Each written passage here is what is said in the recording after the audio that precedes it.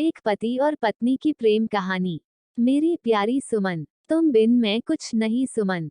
विनीत ने सुमन का हाथ अपने हाथ में लेके बोला।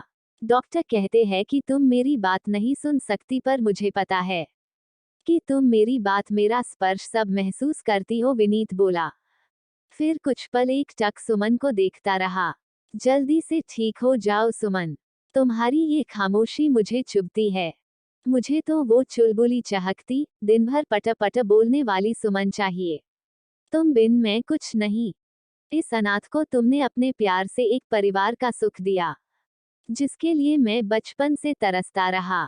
फिर तुम्हारे आने से मेरी बंजर जिंदगी जैसे फिर से हरी भरी हो गई, और हर तरफ खुशी ही खुशी थी।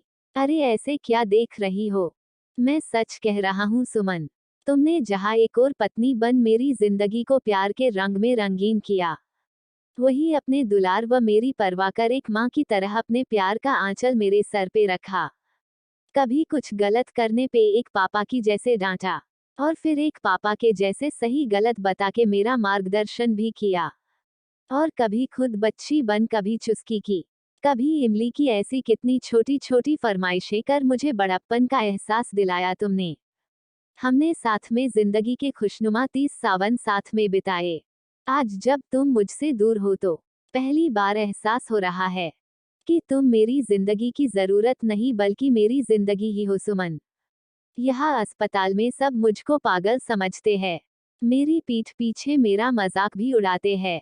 कहते हैं कितना बेवकूफ है, कोमा में कोई सुनता है भला। पर मुझे इन पे गुस्सा नहीं आता।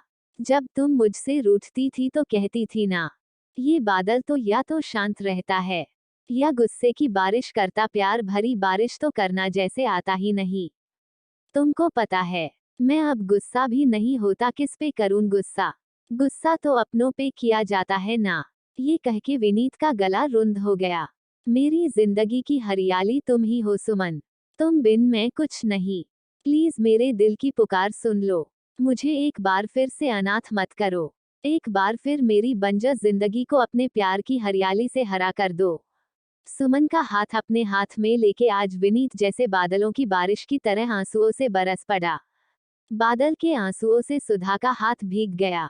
उसके हाथ में थोड़ी हलचल हुई, जैसे मानो विनीत के आंसू बादल रूपी वर्षा से सूखी धारा का रोम रोम खिल गया हो।